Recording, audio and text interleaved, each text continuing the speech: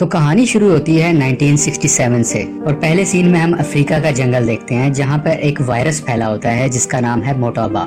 یہاں پر ہم دیکھتے ہیں کہ کچھ ڈاکٹرز اور سائنٹسٹ یہاں پر آتے ہیں اور متاثر ہوئے پیشنٹس کا بلڈ سیمپل لیتے ہوئے دیکھتے ہیں اور اس کے بعد وہ واپس چلے جاتے ہیں۔ اور کچھ ہی دیر میں ہم دیکھتے ہیں کہ امریکن آرمی کے جنرلز ایک حکم جاری کرتے ہیں جس میں وہ کہتے ہیں کہ اس گاؤں پر بم گرا کر تباہ کر دیا جائے تاکہ وائرس کو آگے پھیلنے سے روک سکیں۔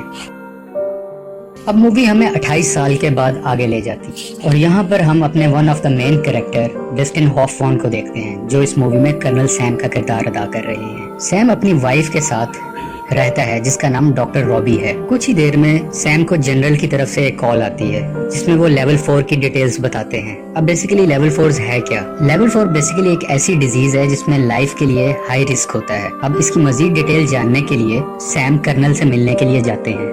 یہاں پہ کرنل سیم کی ملاقات ڈفرینٹ آفیسر سے ہوتی ہے جس میں جنرل بیلی بھی شامل ہوتے ہیں۔ میجر سالٹ کا یہ فرسٹ مشن ہے کرنل سیم کے ساتھ، اور جب یہ دونوں افریقہ کے جنگلوں میں پہنچتے ہیں جہاں پہ وائرس بریک آؤٹ ہوا ہوتا ہے تو وہاں دیکھ کے بہت پریشان ہوتے ہیں کیونکہ سچویشن بہت خراب ہو چکی ہے۔ یہاں پر بہت سے لوگ مر رہے ہوتے ہیں، خون کی الٹیاں کر رہے ہوتے ہیں۔ یہ دیکھ کے میجر سالٹ بہت پریشان ہو جاتا ہے اور اپنا ہیلمٹ اتار دیتا ہے اور رونے لگتا ہے۔ اور یہیں پہ ایک رینڈم آدمی ان سے ملتا ہے اور انہیں بتاتا ہے کہ یہ وائرس ہوا سے نہیں پھیلتا، لیکن یہ اسے انسنا کر دیتے ہیں اور تمام سیمپلز کلیکٹ کر کر واپس برطانیہ اپنے ملک میں آ جاتے ہیں۔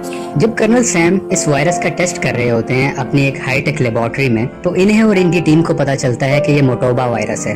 یہ وہی وائرس ہے جو آج سے 28 سال پہلے بھی آیا تھا، اور یہ بھی پتا چلتا ہے کہ یہ وائرس بہت تیزی سے پھیلتا ہے، یعنی کہ 1 گھنٹے میں ڈبل ہو جایا کرتا ہے، دگنا ہو جاتا ہے، اور اگر احتیاطی تدابیر نہ کی جائیں تو 24 گھنٹے کے اندر انسان کی موت بھی واقع ہو سکتی ہے۔ اور اس وائرس کی ایک عجیب بات یہ بھی ہوتی ہے کہ نہ یہ ٹچ کرنے سے یعنی کہ نہ چھونے سے پھیلتا ہے اور نہ ہی ہوا سے پھیلا کرتا ہے۔ مزید انویسٹیگیشن کے بعد پتا چلتا ہے کہ یہ وائرس بندروں سے آیا ہے اور یہ کوئی ایسا وائرس ہے جو مین میڈ ہے اور اس بندروں میں کسی نے یہ وائرس ڈالا گیا ہے۔ اور دوسری طرف ہم دیکھتے ہیں کہ سائنٹسٹ ابھی بھی افریقہ سے بندر لے کے اپنے دوسرے ملکوں کی طرف جا رہے ہیں تاکہ ان پر میڈیکلی ایکسپیریمنٹس کیے جا سکیں۔ سیم اپنے سینئرز کو یہ ساری بات بتاتا ہے۔ اگلے سین میں ہم دیکھتے ہیں کہ سیم اپنے سینئرز کو کہتا ہے کہ یہ بیماری بندروں سے آئی ہے اور جانوروں کی تمام امپورٹ ایکسپورٹ افریقہ سے فوری طور پر بند کی جائے کیونکہ یہ ہائی رسک کا معاملہ ہے۔ لیکن سیم کے سینئر اس کی بات کو اگنور کر دیتے ہیں اور بہت زیادہ سیریس نہیں لیتے۔ اب ہم دیکھتے ہیں کہ ایک شخص افریقہ کے جنگلوں سے سمگلنگ کر کے ایک بندر کو کیلیفورنیا لے کے آتا ہے، اور راستے میں جب بندر پانی پی رہا ہوتا ہے تو وہ پانی پیتے ہوئے اس شخص پر پانی کی کلی کر دیتا ہے، یعنی کہ وہ اپنے منہ سے پانی اس شخص پر پھینک دیتا ہے۔ یہ جو بندہ اس بندر کی سمگلنگ کر رہا ہوتا ہے اس کا نام ہوتا ہے جیمز اسکاٹ۔ جیمز اس بندر کو بیچنے کے لیے ایک اینیمل شاپ پہ جاتا ہے۔ جب وہ بندہ اس بندر کو جانچ رہا ہوتا ہے تو بندر اپنے ہاتھ سے کھرید دیتا ہے جس کی وجہ سے وہ زخمی ہو جاتا ہے اور اس کا تھوڑا سا خون بھی آ جاتا ہے۔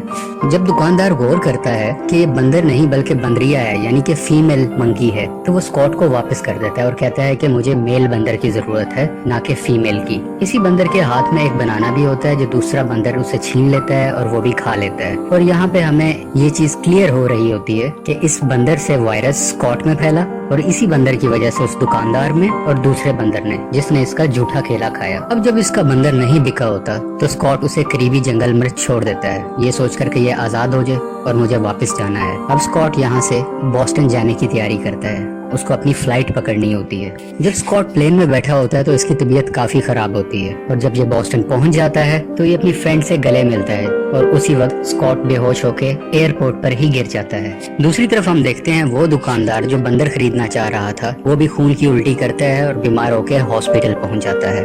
یہاں پر ایک لیب اسسٹنٹ اس دکاندار کے خون کا ٹیسٹ کر رہا ہوتا ہے، اور اسی ٹیسٹ کے درمیان غلطی سے وہ خون اس کے چہرے پر گر جاتا ہے اور وہ خود کو ہاسپٹلائز کروا لیتا ہے کیونکہ وہ سینس رکھتا ہے اور وہ اس امید میں رکھتا ہے کہ وہ جلدی ٹھیک ہو جائے گا۔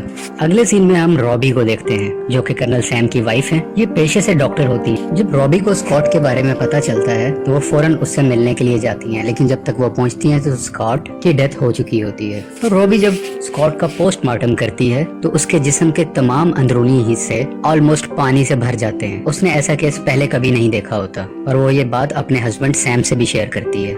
رابی یہ بھی بتاتی ہے اگر ایسا ہی کیس 24 گھنٹے میں دوبارہ آیا तो हम हाई अलर्ट इशू कर देंगे। अब हम ये देखते हैं कि वही लेबोरेटरी वाला असिस्टेंट अपनी फ्रेंड के साथ सिनेमा में मूवी देखने के लिए जाता है। वहाँ पर इसकी तबीयत थोड़ी सी खराब होती है और वो जोर जोर से खांसने लगता है, जिसकी वजह से वायरस दूसरे लोगों तक पहुँचने लगता है। लेकिन इसे इस चीज का रियलाइजेशन बिल्कुल भी नहीं होती, वो इसे एक नॉर्मल कफ समझ रहा होता है अब तक। और वो जब पानी पीने के लिए बाहर जाता है तो वहीं पे गिर जाता है और ये भी हॉस्पिटल में चला जाता है। कॉट और लेबोरेटरी वाला इंसान सिर्फ बीमार नहीं होते, बल्कि बहुत से लोग और भी बीमार होना शुरू हो जाते हैं। आहिस्ता आहिस्ता ये बीमारी फैल रही होती है और जिस हॉस्पिटल में सबसे ज्यादा ऐसे केसेस मौजूद होते हैं वहाँ पर डॉक्टर रॉबी अपनी टीम को लेके जाती है। दूसरी तरफ कर्नल सैम भी कैलिफोर्निया पहुंच जाते हैं, क्योंकि कैलिफोर्निया में सबसे ज्यादा बीमारी फैल रही होती है। अब हम ये भी देखते हैं कि ब्रिगेडियर जनरल बिली फोर्ड अपने एसोसिएट से बात कर रहे होते हैं। उनके एसोसिएट उन्हें कहता है कि कैलिफोर्निया को तबाह करना ही सोल्यूशन है, ताकि ये वायरस दूसरे शहरों में ना फैले। लेकिन बिली फोर्ड कहता है कि नहीं, हम सबको बचाएंगे। और इसी कॉल के बाद कैलिफोर्निया को यूएस आर्मी चारों तरफ से घेर लेती है, ताकि कोई शख्स ना बाहर जा सके ना बाहर से कैलिफोर्निया में दाखिल हो सके। जब सैम और रॉबी मिलते हैं तो इन्हें पता चलता है कि वायरस हवा से भी फैला करता है, क्योंकि ये वायरस उस शख्स को भी हुआ था जो वायरस वाले लोगों के करीब बिल्कुल भी नहीं था। पूरी टीम आपस में मिलती है और ये बात को फाइनलाइज करती है डिफरेंट एक्सपेरिमेंट्स के थ्रू कि ये वायरस हवा से भी फैल सकता है और उसके अलावा ये एनिमल की वजह से आया है। शहर के हालात बहुत खराब होते हैं, बहुत अफरा तफरी की कंडीशन होती है। कुछ लोग भागने की भी कोशिश करते हैं, लेकिन आर्मी इंटरफेयर करती है और किसी को बाहर नहीं निकलने देती और सबको एक कैंप लगाकर क्वारंटाइन कर देती है। और हम सब क्वारंटाइन का मतलब जानते ही हैं कि इन्फेक्टेड पेशेंट्स या जिन पर कुछ शक हो उनको बाकी लोगों से कुछ अलग रख, जिसकी वजह से वायरस और ना फैले और दूसरे शहर भी महफूज रहें। अब हम देखते हैं कि रॉबी इन्फेक्टेड स्टोर में जाती है। ये इन्फेक्टेड स्टोर वही है जहाँ पर कुछ इन्फेक्टेड एनिमल्स पाए जाते हैं। वो वहाँ से उस इन्फेक्टेड बंदर को लेके आती है और उसका चेकअप करती है। चेकअप के बाद ये सामने आता है कि उस बंदर के जिस्म के अंदर एंटीबॉडीज नहीं है जो वायरस को एक्सेप्ट कर सकें। इस वबा से बचने के लिए जनरल बिली फोर्ड E1101 सीरम का इंतखाब करते हैं, क्योंकि ये वही सीरम होता है जो आज से 28 साल पहले भी दिया गया था, क्योंकि ये बीमारी एक दफा पहले भी आ चुकी है। लेकिन पेशेंट पे कोई फर्क नहीं पड़ रहा होता, शायद ये वायरस पहले से मजबूत होके आया है।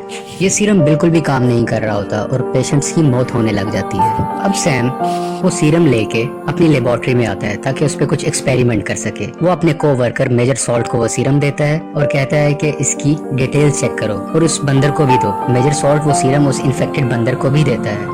दूसरी तरफ हम देखते हैं कि यूएस आर्मी अपने लोगों को कहती है कि अगर आपको फ्लू, खांसी, जुकाम, नजला ऐसा कुछ भी है और अगर आपको शक है कि आप बीमार हो सकते हैं तो अपने घर के दरवाजे के बाहर एक सफेद कपड़ा लगाएं। इस सफेद कपड़े की वजह से यूएस आर्मी आती है और इन्फेक्टेड लोगों को अपने साथ ले जाती है ताकि उनका इलाज कर सके। मीडिया भी मुकम्मल तरीके से इन सब वाकयात की रिपोर्टिंग कर रहा होता है। दूसरी तरफ कर्नल सैम का साथी केसी लैब में एक्सपेरिमेंट कर रहा होता है और एक्सपेरिमेंट के दौरान गलती से उसका सूट फट जाता है। ये एक प्रोटेक्टिव सूट है और फटने के बाद इसकी प्रोटेक्शन बिल्कुल नहीं है, क्योंकि वो वायरस के बिल्कुल करीब होता है तो ये वायरस उसके अंदर भी आ जाता है, लेकिन वो इस वायरस का किसी से जिक्र नहीं करता। दूसरी तरफ हम देखते हैं कि यूएस प्रेसिडेंट एक मीटिंग कर रहे होते हैं और इसी मीटिंग के दरमियान वो जनरल जो बिली को कह रहा था कि हम कैलिफोर्निया को तबाह कर देते हैं वो यहाँ पे मौजूद होता है और वही जनरल प्रेसिडेंट से कैलिफोर्निया को तबाह करने की इजाजत ले लेता है। यानी कि अब हुकूमत की तरफ से ऑर्डर है कि कैलिफोर्निया को तबाह कर दिया जाए, क्योंकि अगर बम गिरा के इसे तबाह ना किया गया तो ये बीमारी दूसरे शहरों में भी फैल जाएगी। और ये कहीं से सेंस नहीं बनती कि कैलिफोर्निया के 27,000 लोगों को बचाने के लिए हम अमेरिका के लाखों लोगों को रिस्क में डाल दें। यहाँ पे कर्नल सैम और उसकी वाइफ रॉबी आपस में बात कर रहे होते हैं और उनकी नजर एकदम बंदर पर जाती है जो बिल्कुल एक्टिव होके खड़ा होता है और खेल कूद रहा होता है। वो इसे देख के बहुत खुश होते हैं और थोड़े से एक्सपेरिमेंट के बाद ये बात जानते हैं कि ये सीरम E1101 जिस बंदर को दिया था ये इस बीमारी की एंटीडोट है। ये वही सीरम था जो अफ्रीका के लोगों को ठीक करने के लिए बनाया गया था। लेकिन कैलिफोर्निया में ये वायरस बहुत लेवल तक फैल चुका है, इसलिए यहाँ पे ये बहुत लोगों पर असर नहीं कर रहा। ये एंटीडोट बिल्कुल काम नहीं आ रही, जिसकी वजह से लोगों की मौत वाक़या हो रही है। और यही लैब में कैसी, जिसका सूट फटा होता है, उसको दिल का दौरा पड़ता है। कैसी के तमाम साथी इसको लेकर नियरेस्ट हॉस्पिटल में चले जाते हैं और उसको वहाँ पे एडमिट कर देते हैं। यहाँ पर रॉबी जब कैसी को इंजेक्शन लगाने लगती है तो ये वायरस रॉबी में भी ट्रांसमिट हो जाता है, क्योंकि कैसी ने किसी को नहीं बताया होता कि वो भी इस वायरस से एक्सपोज्ड है। अब कैसी और रॉबी दोनों को वायरस हो चुका है। अगले सीन में सैम बिली फोर्ड से मिलने के लिए जाता है। बिली सैम को बताता है कि यूएस ने कि यूएस प्रेसिडेंट ने आज रात 8 बजे पूरे कैलिफोर्निया शहर को बॉम्ब से उड़ाने का फैसला कर लिया है। और ये भी बताता है कि यूएसए एक बायोलॉजिकल वेपन बना रहा था जो कि गलती से अफ्रीका के लोगों में फैल गया था। ये ऐसे एक अपनी पुरानी बात बता रहा होता है। दूसरी तरफ कैसी की भी डेथ हो जाती है। सैम को एक आइडिया आता है कि किसी अफ्रीका के बंदर को हासिल किया जाए और उसकी एंटीबॉडीज को इस सीरम के साथ मिलाकर एक एंटीडोट बनाई जाए जो कि इफेक्टिव होगी सबके लिए।